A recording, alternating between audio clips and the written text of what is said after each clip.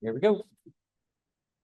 So today we are going to be talking about software testing. My goal today is to teach you a new way to test, different than you've done before. In the past, how did you know your code was right? Like when you were in 61A?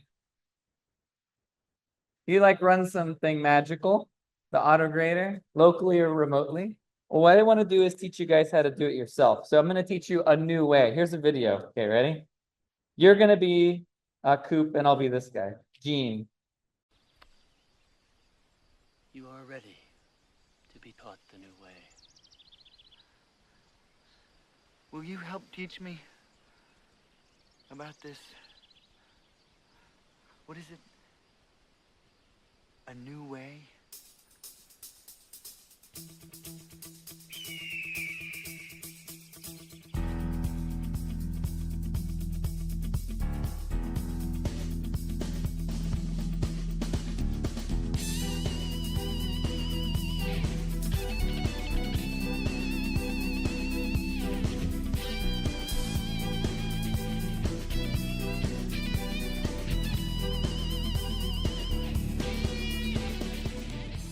So what I'm going to do is teach you guys how to write code yourselves. Okay, so we need a task to do. And the task we're going to do is we're going to be writing a sort routine. That is our goal.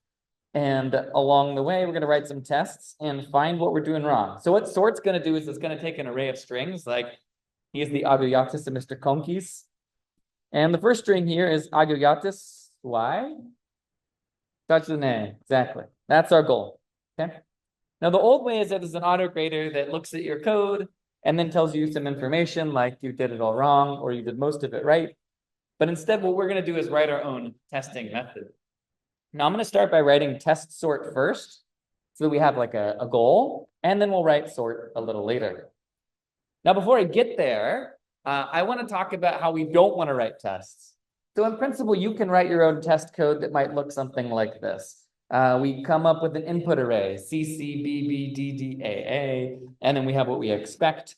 And then we need to write some more code that then compares those two arrays and prints out some messages. So we'll try sorting the input, and then maybe we write some for loop that says like, oh, if it's not equal, like print out a message, and then the user gets some complaint.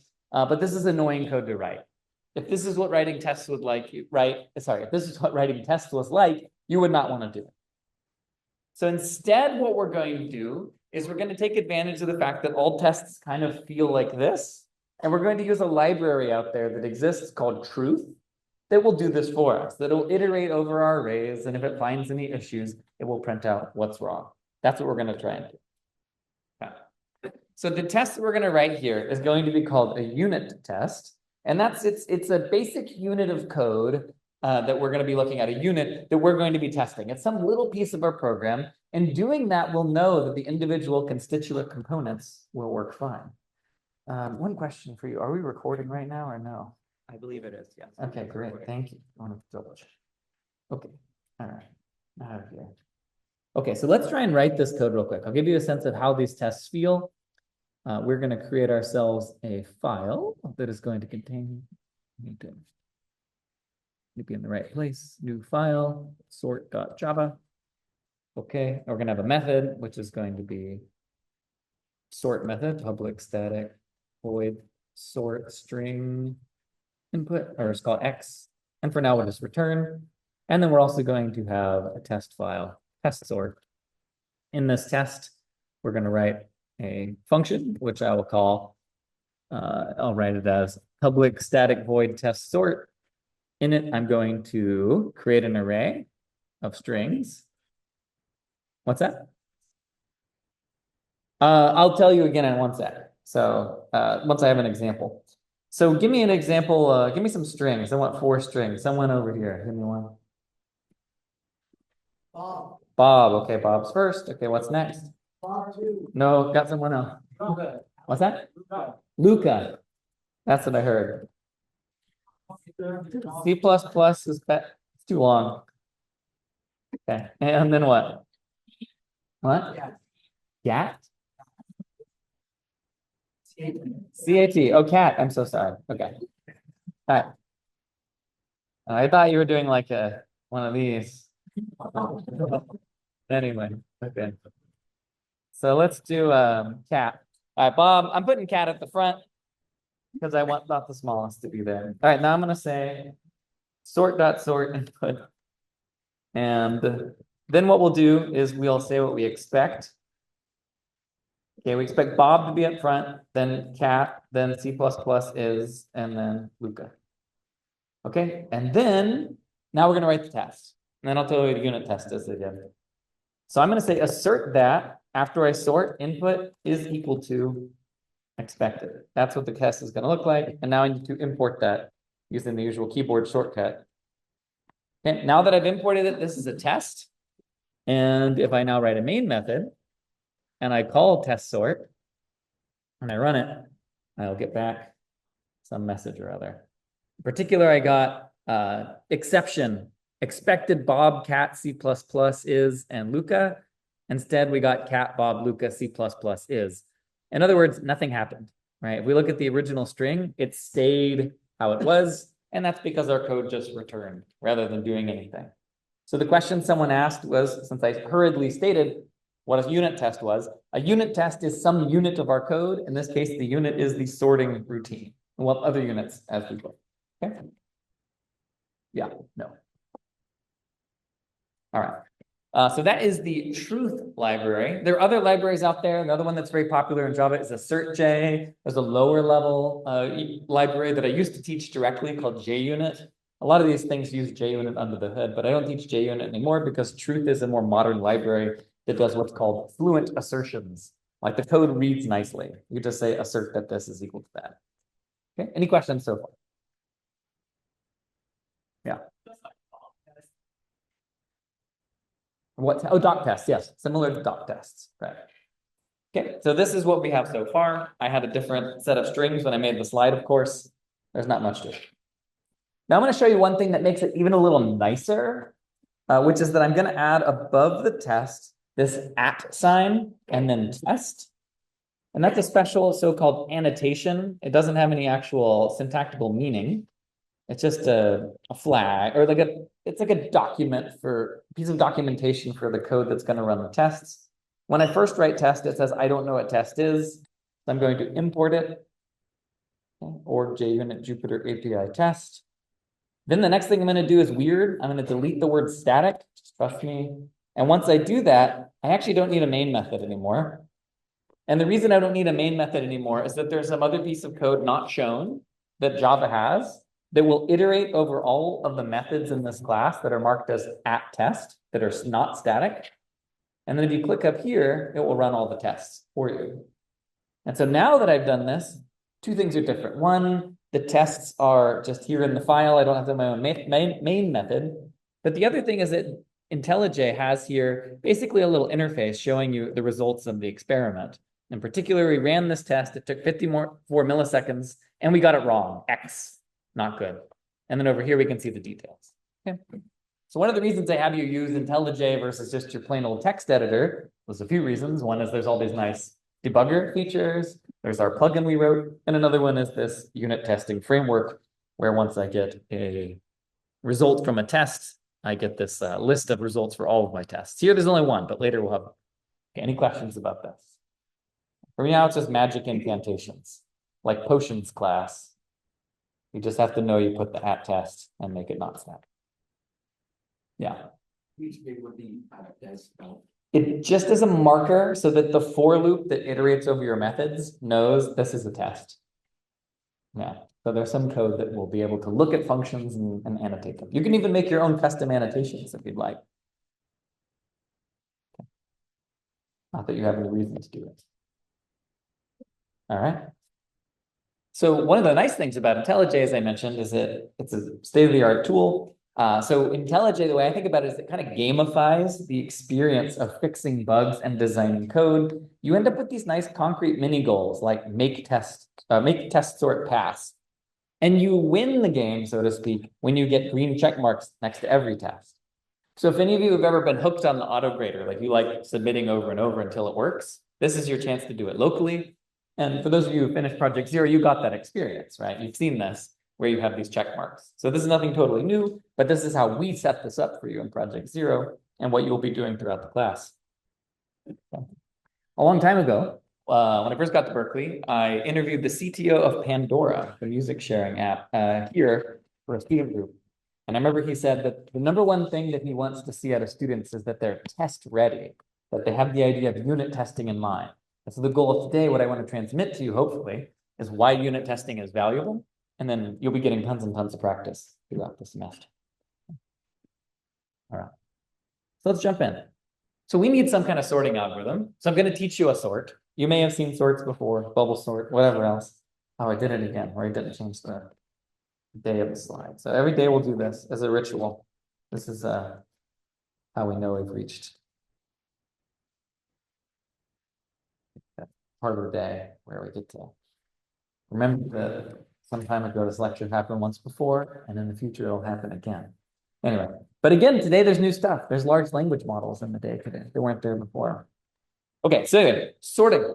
Selection sorting is going to be our sort algorithm. And in particular, what we're going to do is we are going to, with selection sort, the way it works is we're going to find the smallest item in the list. Then we're going to move it to the front by swapping.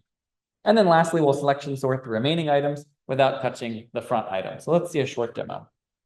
By the way, after the 8th lecture of class, the class will feel much more like this, where we're thinking about big ideas, algorithms, data structures, but we have to get through all the Java first. Anyway, so here we have 637281. What's the smallest item in the list? 1. And look, it's got a star and it's bolded. So where should we put it? In the front position. I'm going to swap it with the 6. Why do you think I swapped it with the 6 instead of just putting 1 here and sliding everything over? Yeah? Right, sliding everything over takes more time because then you have to actually slide everything over. But if you do a swap, you're only changing 2 things instead of many things. So it's different than when we manipulate objects in the physical world. Like you're sorting cards in your hand, it doesn't really cost you anything to like stick the card on the end, right? But here in memory, it's all in a fixed position. So if you were like sorting cards on a tray where there's like 6 slots for the cards, you can't, if you scoot everything over, you have to scoot it. Okay. 2 is the new smallest among the unfixed items, or the green one still. So who does it get swapped with? 3, great. All right, 3 is the new smallest. So what'll get swapped with? 7, and who will be the new smallest? 6, great. All right. What we can see is that everything that's white here, it's sorted, right? And there's no way it's ever going to get unsorted because the smallest item's at the leftmost position, then the 2, then the 3, and so forth. So if you think about it in terms of invariance, you can prove it's correct, but that's not our job today. We're just going to have the sorting algorithm. Hopefully you're trusting me that it works. Because the 4th smallest item is about to go in the 4th position, and so forth. Now we're done. That's sorting. Okay. Selection sort, as we'll discuss later, is pretty slow, but I don't care today. I just want to write the code. Okay. So I'm going to try and implement this code in the laziest possible way. I'm going to try and imitate how a student might approach it, or just someone who's lazy. And along the way, I'm going to show how test-driven development helps avoid major problems along the way and allows us to be flexible if we make early mistakes, which we will on purpose. Okay. So I need to do 3 things.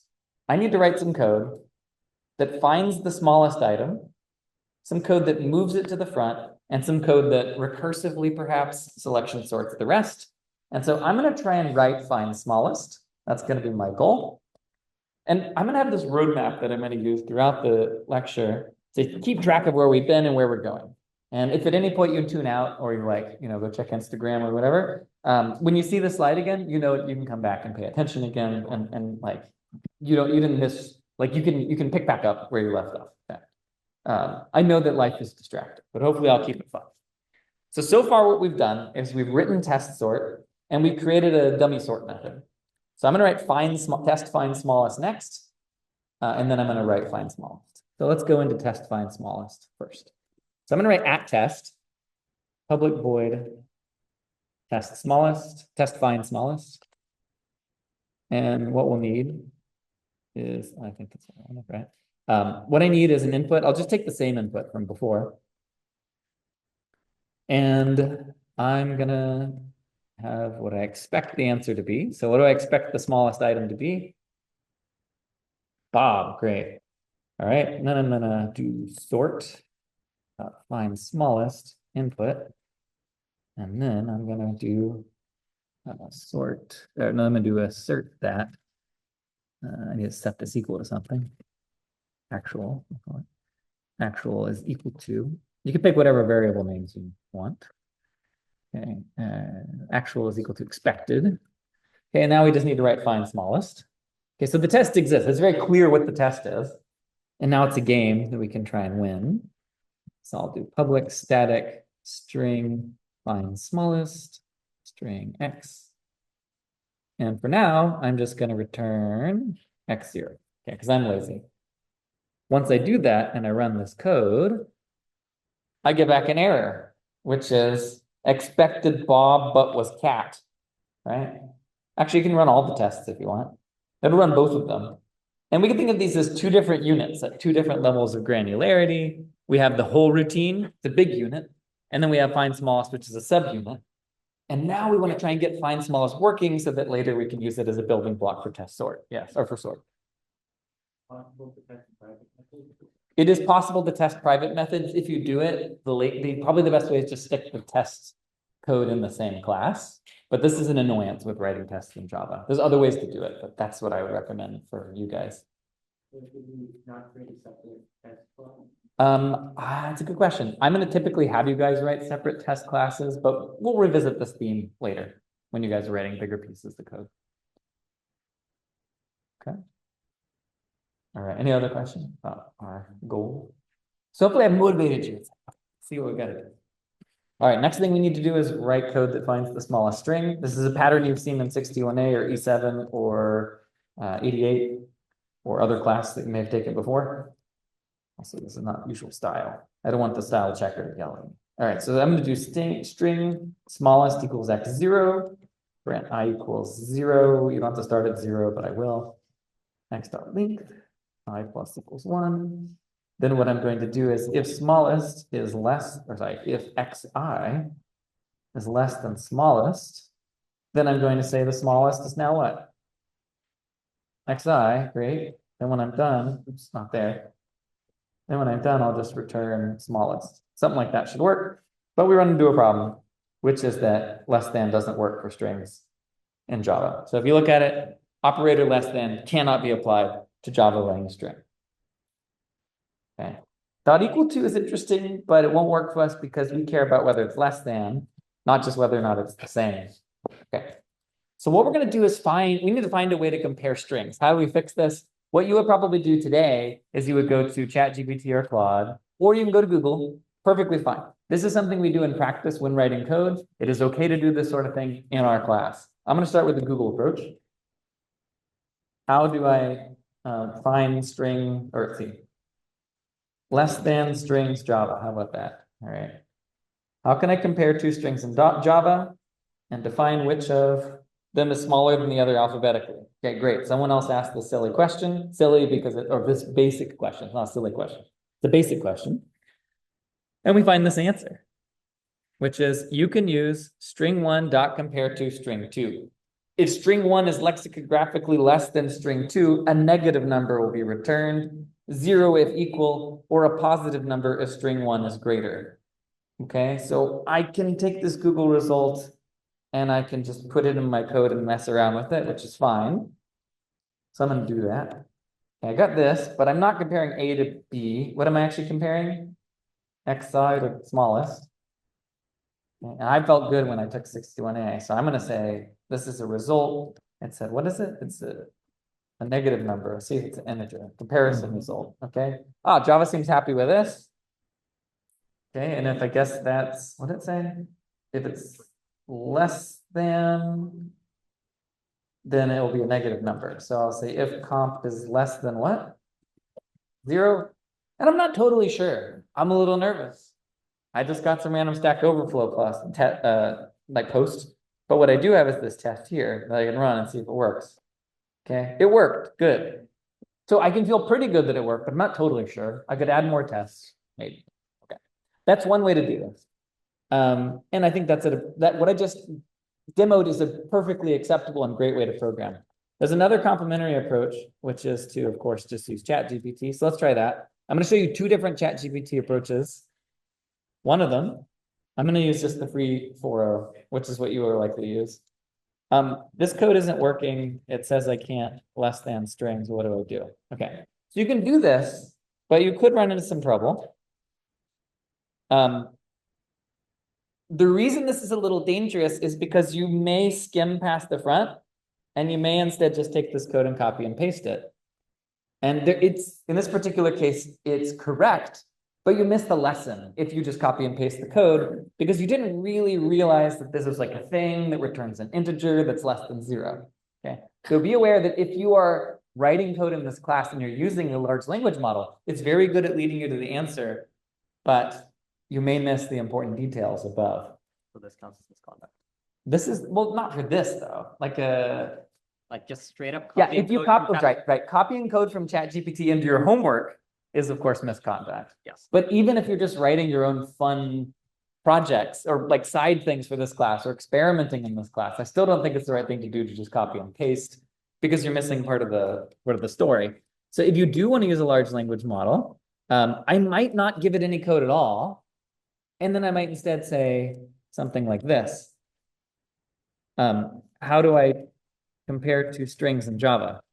Okay, so if I do that, then I get a longer explanation. And now because I'm primed to want to know the bigger answer, I can read it and pay attention. And you'll notice it actually tells you a bunch of other stuff, like using equals, using compare to. It gives some nice examples. And in this way, I think you're more likely to actually pay attention to what's important.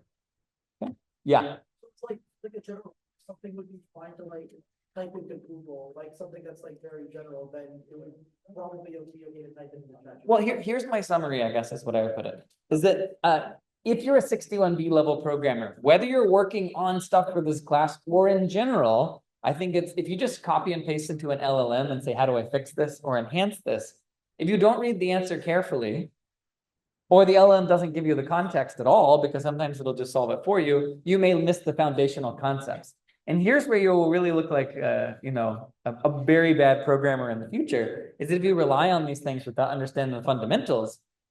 Large language models, they very often come up with code with subtle bugs or with these silly inefficiencies, but you can't see them.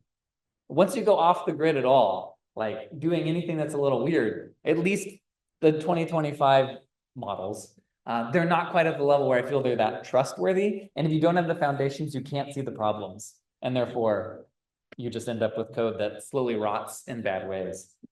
Now, again, to reiterate what Justin mentioned, you cannot copy and paste code that ChatGPT gives you in this class. If you're doing a small amount of, you know, I need to do some boilerplate thing, you can say, hey, I used a large language model, cite your source.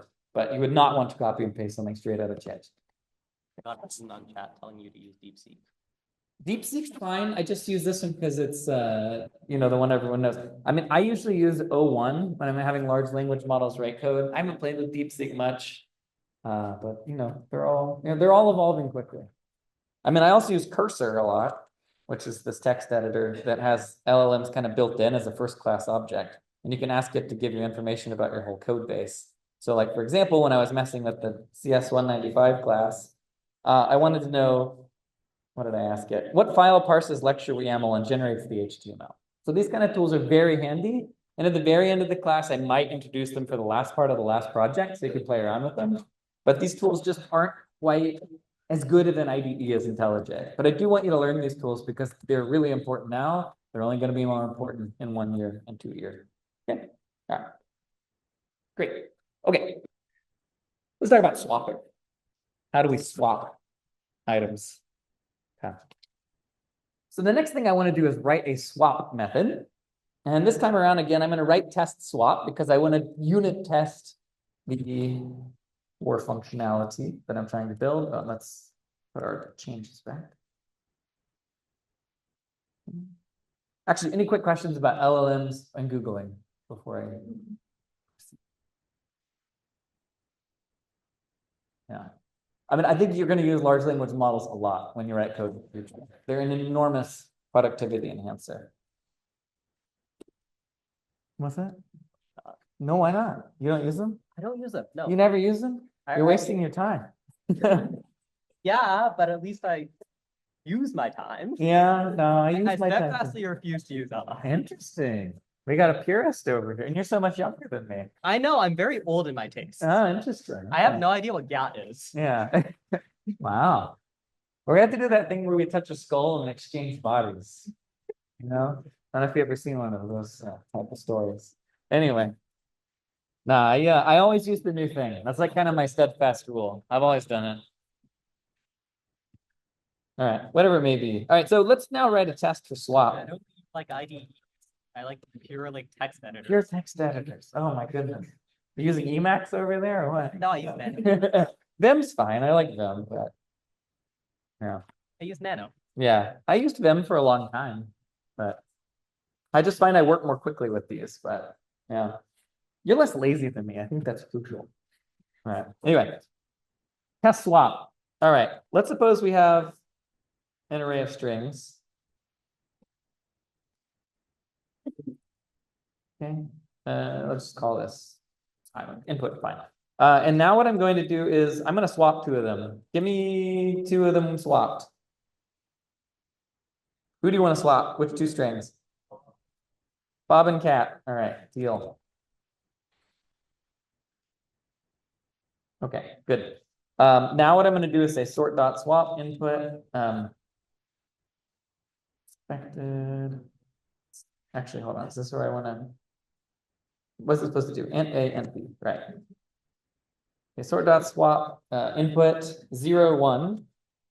I want to swap position 0 and 1. And then once I'm done, I want to assert that input is equal to expected, because the goal is that it's changing it in place. So it takes the array, swaps two of the items.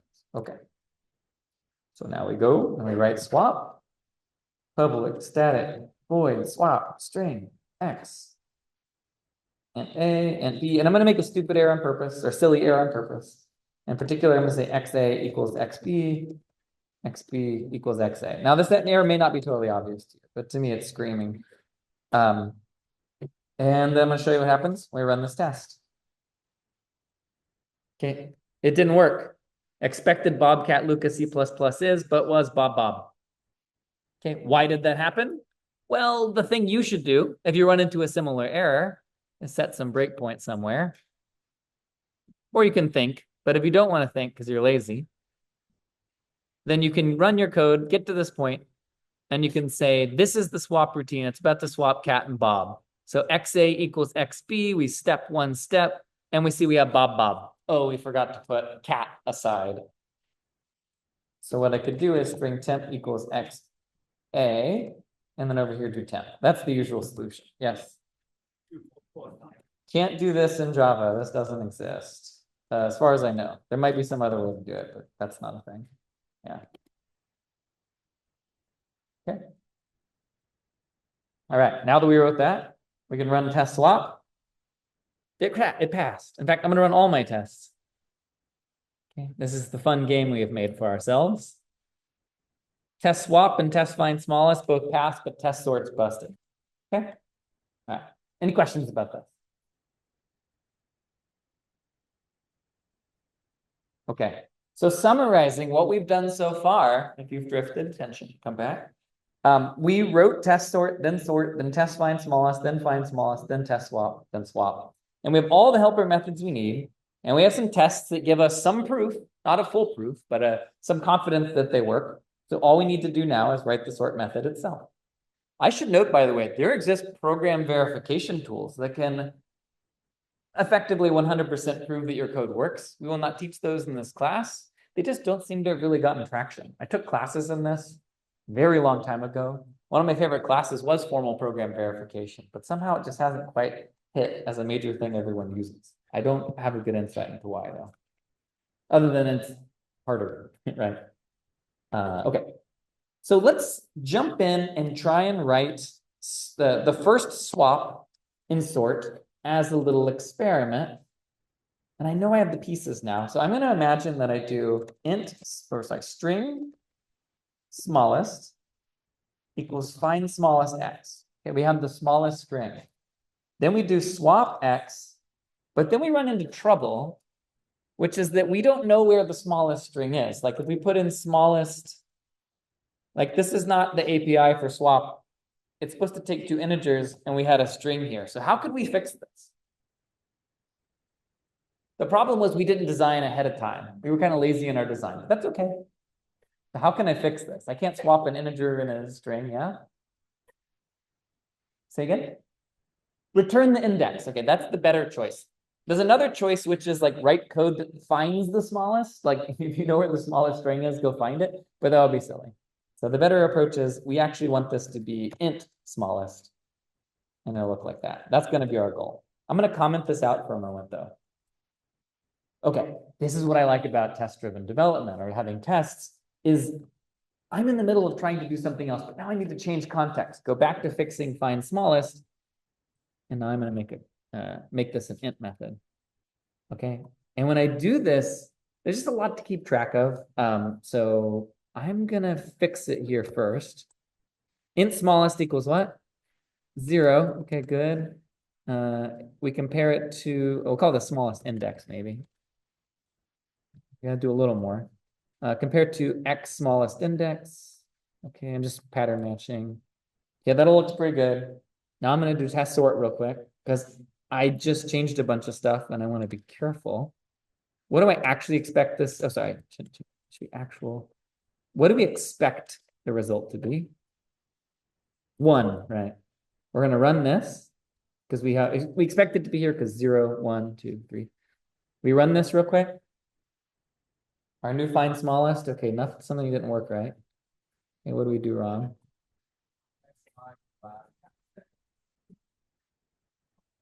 Let's see, xi in the last one. Show me. Smallest index equals I, right? Good. That was actually an unintentional error. Now we do test find smallest, and that worked. Okay, that's why test-driven development's great. Because I actually made that bug, honestly, that time without thinking. I did too much pattern matching. Okay. I'm glad we caught that. Glad my unit test was good enough.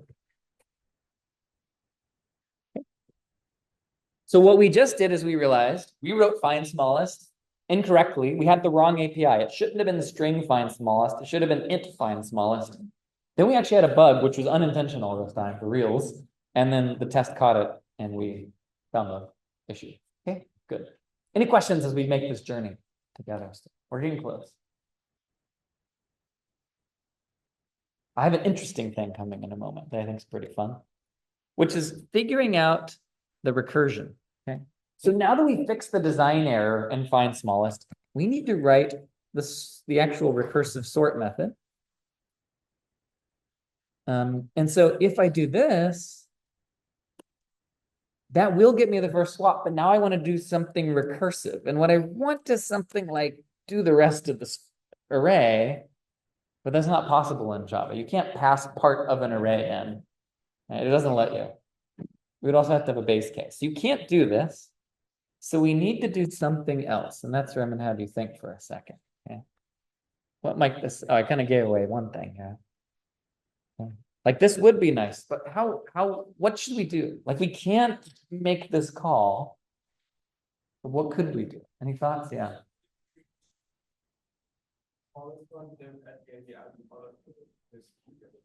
Like take it out of the string entirely or take it out of the array? We could make a smaller array, but the trouble is that that's slow in Java because you have to make an entirely new array. But that's a great solution. Can't do that one though, because I don't want to make new arrays just because I said so. I like that idea.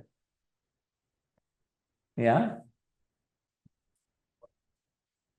Right, so we could pass the index of what we've sorted so far. That sounds good. So let's go into the code again and imagine that we pass in like 1 or something like that. Now the trouble is that sort doesn't have that index. So what can we do? Well, you could add one over here, but then I don't want someone else to have to give me that like an integer. So I'm actually going to make a helper method. This is back to that pattern we saw before. If we want recursion, but we're not recursive yet, we can make a helper method. We saw that similar to get and int lists or in S lists. Okay, what do I mean? What I mean is I can say here, this is a new method. This method sorts X starting from index S. Okay. That's what this code's going to do. And I'm going to take all this stuff up here. Okay. First, you find the smallest thing. Then you swap it into position S. Then you pass S plus 1.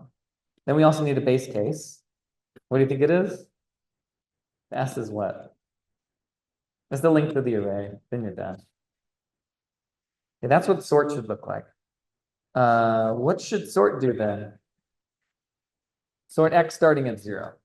Very, very common pattern in writing recursive code. You create this helper method that has a 0, and then you're like hiding the fact that there's an index version of this function. So we're getting close. Maybe we're done. I don't know. We'll see. Questions? Okay, I'm going to run the code again and let's see how we do. Okay, oh, test sort still failed. But we felt like maybe this should work. Why do we think it would work? Well, because it finds the smallest thing, it swaps it to the front, and then we advance it 1 pointer. But this is the right pattern. Now we just have to find our bug. Okay. All right. So what I want to point out here now is unit tests give us something else.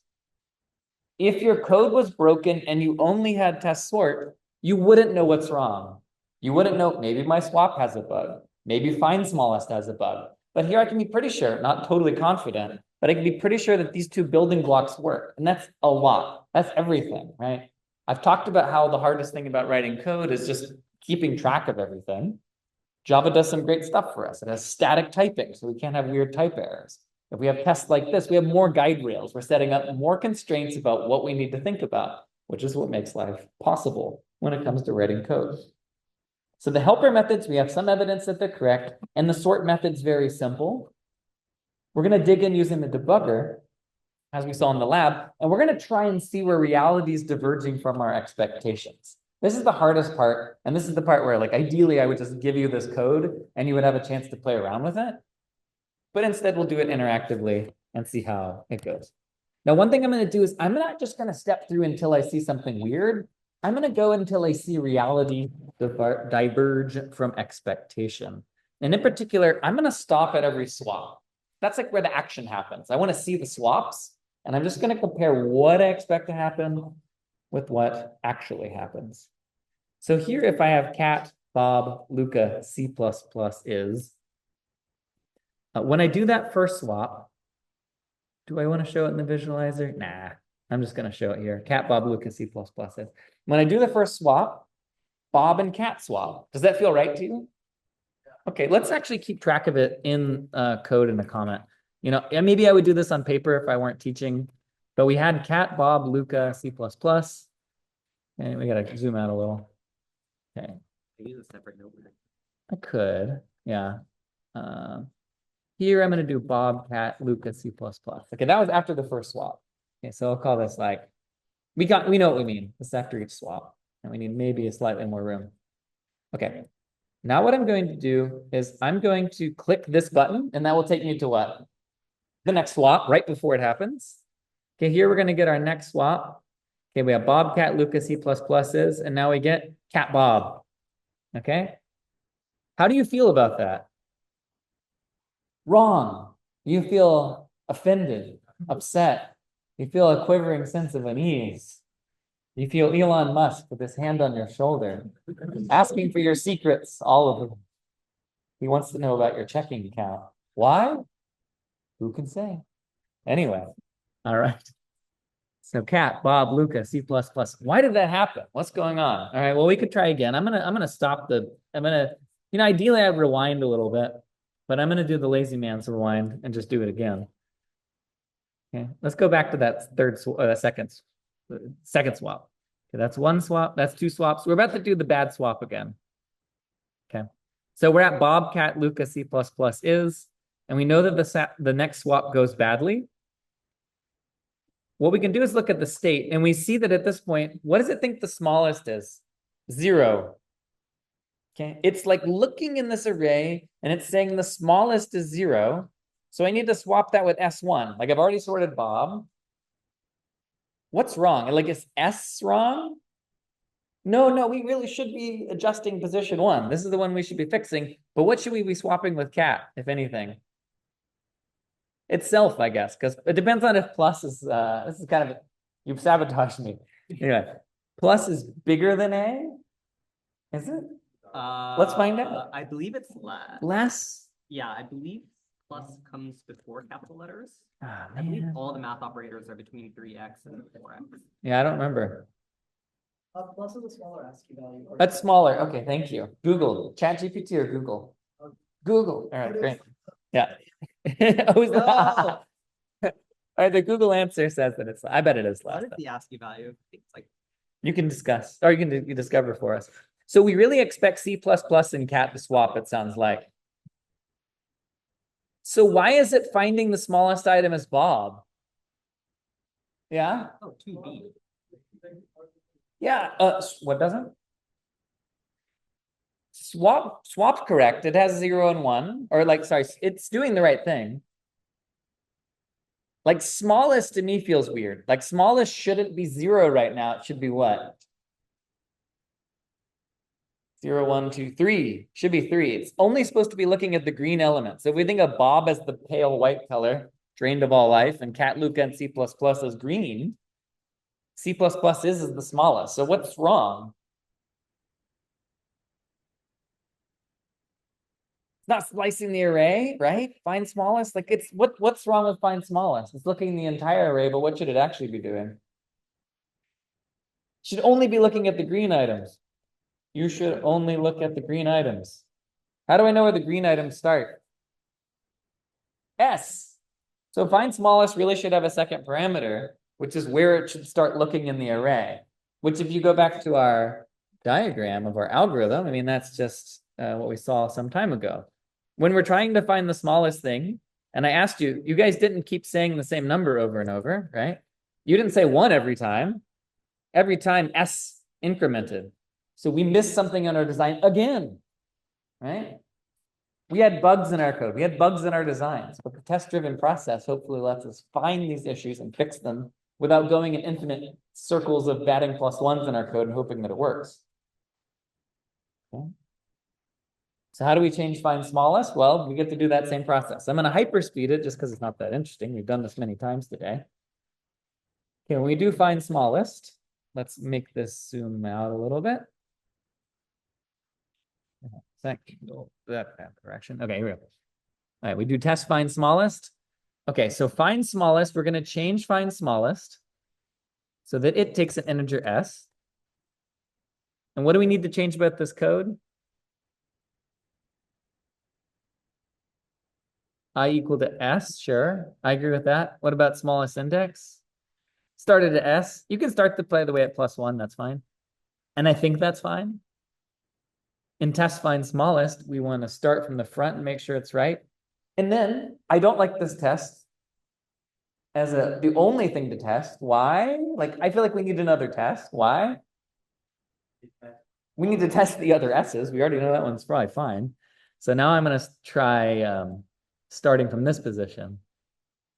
So if I start from position, let's say 2, what do we expect to get for this result? C++ is, which is in position 3. Okay, so now we can do assert that actual 2 is equal to expected 2. Okay, I'll run this test again. It won't work though because I have a, oh, maybe it'll work. That's find smallest. Okay, reload. It worked. Find smallest worked. Okay, now let's run all the tests and see if they all work. I think they will. Not sure. Oh, test sort still has a bug. What's the, uh-oh. Okay, let's go back into sort. Let's go into sort real quick. Okay, did we do everything right? CSS. Oh, the test is wrong, I'm saying. Is that right? Well, that's funny. Bobcat. Oh, right. Oh, because we found out that we had the wrong idea about sorting before. All right. Sometimes your tests are wrong. Thank you for noticing. All right, now we run it again. And all of them pass. Hooray!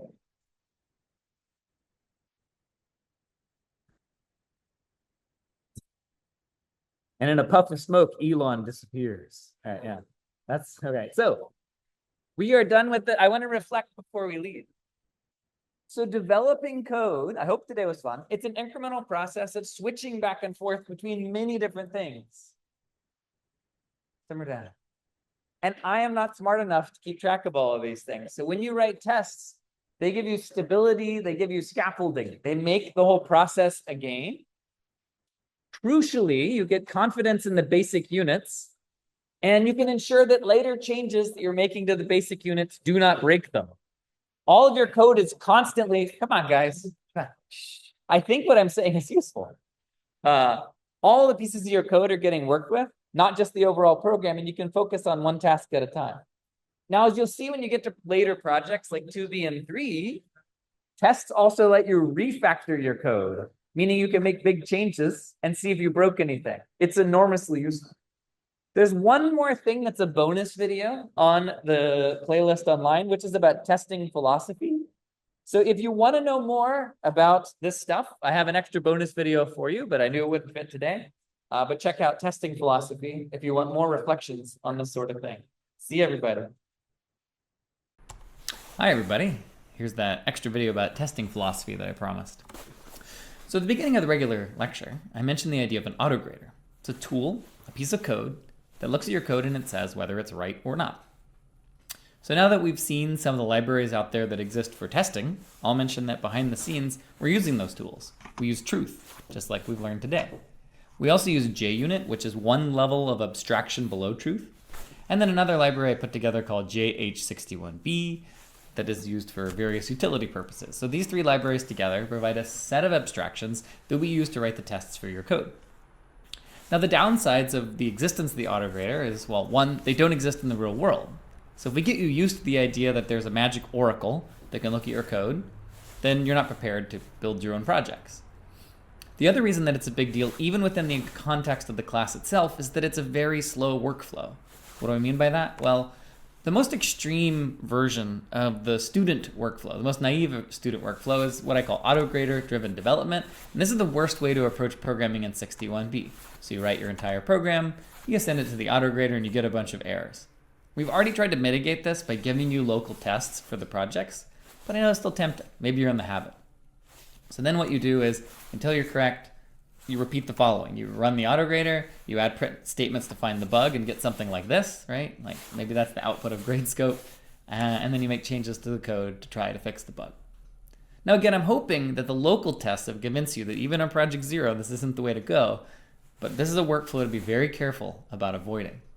Now, one thing about the tests we provided for Project Zero is that you didn't write them, and you weren't necessarily super familiar with the debugger, so being able to more correctly approach the debugging process was hard, yes, but at least this, I just want to set this as like the thing you should not do, not in this class, not in any other class. Okay?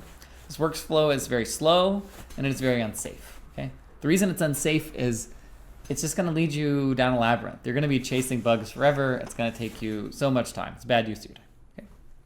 I do want to note that I don't think print statements are bad for debugging. They're not inherently evil. I just think they're a weak tool. They're easy to use, which is great. But it's the other tools we've talked about in class, like the debugger and having nice small unit tests that really help. So the other tool we have for correctness are unit tests, which we've seen today. The idea is we write tests for every unit. And all the libraries we've talked about, Truth, AssertJ, JUnit, make it easy to do. It's like only a few lines of code. So there's some upfront investment to write these green blocks, but it saves you time in the long run. I really, really think so. When I write real code, I write these all the time. It's super useful for all the reasons described in the regular lecture. Now I mentioned that in the real world, there's an even more extreme version of unit testing called test-driven development. And you could think of it as the opposite of autograder-driven development. In this approach, you start by identifying a feature, right? Like, I want to create an add first method for my data structure, or I want to create a letter frequency guesser, or whatever. You identify some concrete feature, and then you write a unit test for that feature if possible. Some features are impossible to unit test alone, like, for example, add first. Like, you can't somehow, depending on what you're building, you might not have any way to interrogate the data structure if you can only add to it, right? Then you run the test, and it should fail. You get a red. So if you have a problem you can actually do this for, You create the test, you run it, it fails, we're in the red zone. And now we basically turned the programming into a game, okay? What do we do next? We write code that passes the test. That's the green step, okay? Now, if you're red-green colorblind, sorry, maybe these look a little different, but at least I have the words here.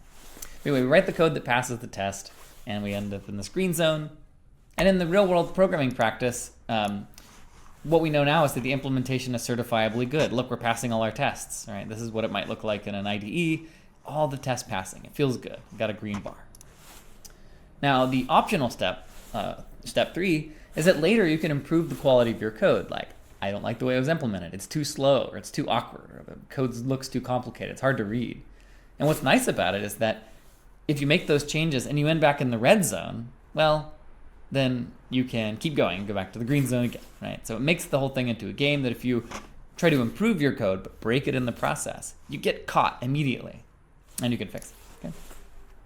Now, it's not required in 61B that you do this. You might hate the idea of always writing tests first, but you can try it if you want, right? So if you, and even if, but I would say this actually, even if you don't use test first, this formal test-driven development process, I'll say that testing is a very good idea in general. Now, it takes some wisdom to figure out how much testing is too much, but you'll feel it out. And I think as students, you'll probably tend to err on the side of not testing enough. There's an interesting perspective on this blog post here that you might find fun to read. Red shirt, red, green, refactor. I'll leave it there if you want to read. Okay. So basically, there's two opposing workflows. There's TDD on the right, and there's ADD, autograder driven development, or autograder with print statements driven development. And what's best for you is probably somewhere in the middle, but please avoid this kind of programming in our course. It's just, you want to be more disciplined. Okay. Now, the last thing I want to mention before I go is actually another type of testing, which is known as integration testing. And this is tests that cover the interaction of all of your units or many of your units at once. And this is something like we saw in Project Zero, where we had those tests that were called integration tests. They were just more comprehensive. They fed real data into the methods and made sure that everything was working properly, that all the output of the game, so to speak, was correct. Now, you didn't write the code that actually did the game, so that part of the testing was probably totally invisible to you, but the idea was a test that did everything all at once. Now, unit testing is great for building basic confidence, but it's not enough to tell that necessarily the whole system is working as a cohesive thing, and that's why integration tests exist. Now, we're not going to have you build these full-scale integration tests in our class. They are often done with some kind of automatic software. There's actually a whole ecosystem of tools out there for integration testing. You can do it with Truth and JUnit, but people also write their own custom tools. It's been done in 61B in the past, where there's some kind of specialized script, maybe in Python or something, that evaluates your Java code on a bunch of different inputs, right? And it ends up being a lot of work, and it's just not really worth it for the scale of programs that we're doing in our class. And of course, integration tests can also be done, thank you stock photo, manually by, say, spinning up a website and poking at it and seeing if it breaks. That's a form of integration testing. Okay, that said, we're done for today. I hope you enjoyed your bonus video, and I'll see you next time.